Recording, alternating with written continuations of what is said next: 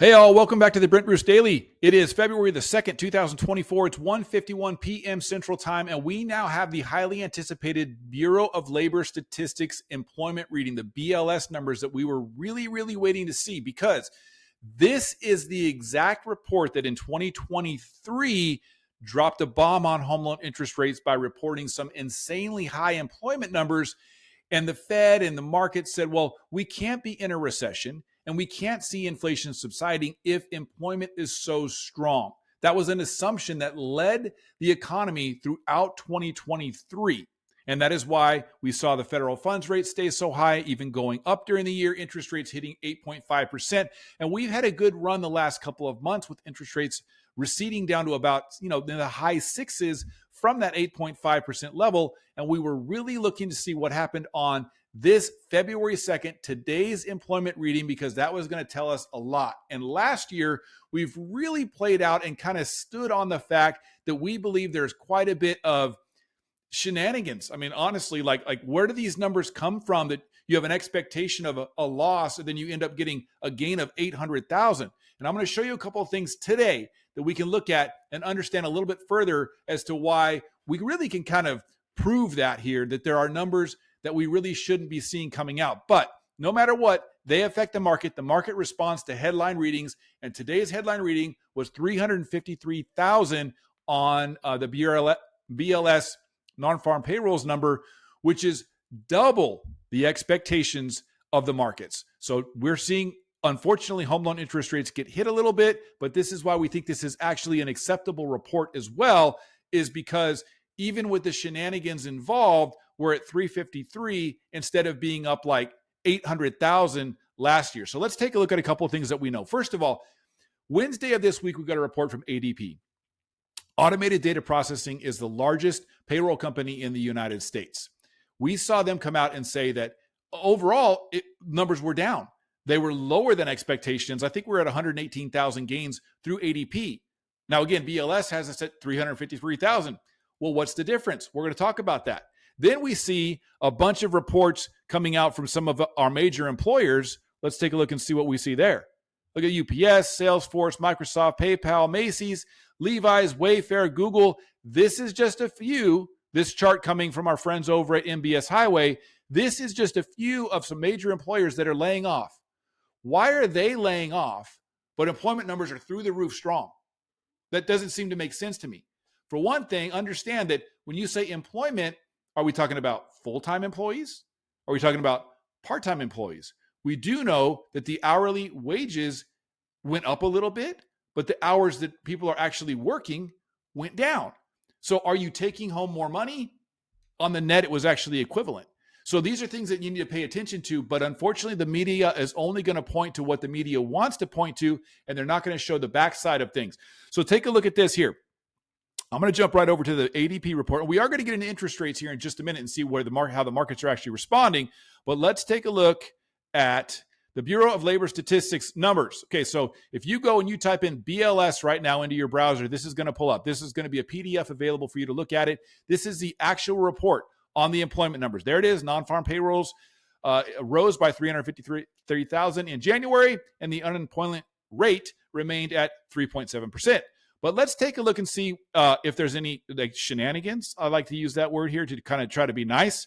And we talk about the establishment survey as well as the household survey, two different reports that they take a look at. But let's scroll down here to page 5, and let's see how things turned out on the net. Okay, so this is revisions to total non-farm employment from January to December of 2023, seasonally adjusted. Okay, so they come out with these numbers and they say, here's the headline reading. And then they are revised and they're revised and they are revised. For months after the fact, they go back and they make revisions. But I think I mentioned the other day, the markets respond to the headline. So if I come out and I say, hey guys, I just closed, $21 million in home loans in the month of January. We're going to have a huge party that I closed $21 million worth of home loans. And then if over the next 6 months I go, it actually turned out that my fundings were not 21 million, they were 12 million. I made a little bit of a mistake there. And then 2 months later I go, it was actually 8 million. And then, 3 months later, I go, it was actually 7, and then it was 6, and then it keeps getting revised down. This actually happens.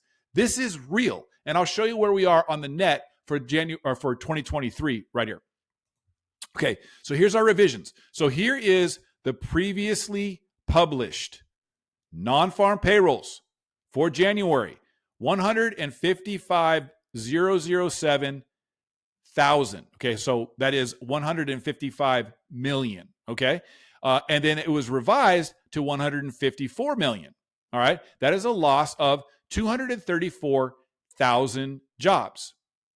So this huge report that came out and rocked the world. It came out in February, but it was for the month of January that rocked the world. Nobody talked about that it was actually revised down by 234,000. Interesting. So let's take a look a little bit further here, and let's add all of these changes together. 234, 195, 266, all the way down here. We have a little bit of a gain here in December, but why would there be more jobs in December of all months, that there'd be more employment than any of the other months? It's as if there was some sort of reason for everyone to go out and spend a whole bunch of money and to hire people just for that month, maybe like a seasonal job that was maybe for, I don't know, Christmas. So there's always going to be a huge increase for December, but it is going to be a temporary job. So let's take a look again and go over to our numbers. Let's add all of this together and see how we actually ended. What kind of revisions did we make for the year of 2023? So here's my calculator here. I've added all of this together. It is 1,255. Well, that's not that big of a number, I guess. Oh, I'm sorry. I got to multiply that by 1,000. Let's go in here and let's multiply that by 1,000. Okay, now we see that there was 1.2 million jobs adjusted. Okay, so the adjustment to the employment numbers from the headline to the actual is actually lower by 1.2 million, but we're celebrating the gains of 300,000 today. It will be revised down lower as we look at the numbers a little bit further. And also, just to be a little bit more critical, in the month of January, so the February reading, the month of January, they also make an attempt to put in seasonal, they're called seasonal adjustments. And in reading in the Bureau of Labor Statistics, because I really wanted to learn about this, let's jump over to one other page here. I actually saw in here, are undocumented immigrants counted in the survey? Okay, so it says it is likely that both surveys at least include at least some undocumented immigrants. However, neither establishment nor household survey is designed to identify the legal status of workers. Okay, so first of all, they go in and they make an estimation of the workers that were not included. And that does include undocumented workers or any other worker, documented or not, that might be working for cash, under the table, or however you want to look at it. And guess where they throw those numbers in? If they say there's probably 500,000, they throw those in to January. They throw those into January. And that's why we saw such a huge change from expectations to the headline reading in January of 2023. And that is why, as I said earlier, as I go back to our report, I also saw this here. Why does the establishment survey have revisions? And it talks in there about all the months as they go through and they get more data, then they make revisions. So let's go back to our actual survey right here. So when we see our number come in at 353,000 for the month of January, that's a win to me. That's a win to me because even after adding in all of these, I don't want to say arbitrary, but subjective numbers that they get to add in into January, we were only up 353 instead of being up 851 or 580 or what it was in January of 2023. However, headline readings matter. The headline is what people pay attention to, and that is what the markets respond to. So where are we on our markets? Well, we are currently, let's go over here and take a look at the charts from MBS Highway. After a very high reading of the BLS, we're down 43 basis points, and we are up 17 basis points on the Treasury. I really don't like this because it's putting us over 4.0 on the 10-year Treasury, down 43. But again, I'm not that worried about being down 43 after getting the February 2nd report of BLS because it's so scary, right? I'm glad that we're not down 143, okay, which is more like what we saw last year. Okay, so that's a big thing to pay attention to, that it's kind of like it hurts, but it doesn't hurt nearly as bad as it could. So let's take a look and see where we're at on the charts here. This is where we're seeing our drop right here for the day on our mortgage-backed securities. We're down below the 25-day moving average, hitting on the 50. I believe that's the 50 that we're looking at. Yes, it is.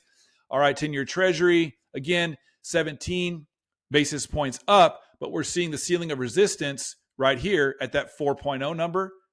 And that is a very strong ceiling because 4.0 is a psychological level that people pay attention to. So I think that that's going to hold. I think we're going to see some improvements tomorrow and in the coming days as people digest this report, as bad as it could have been. I'm jumping over now to our interest rates here. Brent Bruce Daily. So we've lost 43 basis points. The BLS report for February 2nd of 2024 is out, and it shows 353,000 jobs gained, which is very high, twice what was expected. What has that done to our home loan interest rates? Let's take a minute here and run that. All right. So we're at 6.625 with a little bit of a credit back to us. Now, again, yesterday, you recall we were at 6.5, a little bit more of a credit, but we were at 6.5. We're basically being hit an eighth right now for what has happened with the BLS numbers. I'm not too upset with that. All right. So I'm going to jump in here. Let's look at PRMG here and see what happens if you pay a point, 6.25. So essentially, at worst case, we're up at eighth. But guys, we're talking about 6.625 and not 8.5. All right, so we are in a very good position. At the end of the day, I feel that we have made it through a very difficult and trying time with waiting for this February 2nd report. And if we got hit only an eighth on interest rates, and then we can get back to gaining on our MBS prices and going down in our home loan interest rates, we are in a good position for things to improve greatly. Now, this report from the BLS is going to help the Fed not decrease interest rates in the month of March. They will be looking at more of a May timeframe that makes them feel even more confident with that decision, but that's okay. Our MBS can definitely improve. There's lots of reasons why mortgage-backed securities can continue to improve ahead of the reductions in the federal funds rate. And again, let's remember, we're talking about a word we haven't talked about for a long time: reductions in the federal funds rate, not when are they going to stop increasing it. Have a good day. Let me know your thoughts. And also remember, if you have any clients that need to talk to a mortgage professional that might be able to get them the lowest interest rate, reach out to me, DM me, IM me, email me, call me, whatever you want to do. We'll talk to you again soon. Have a great weekend.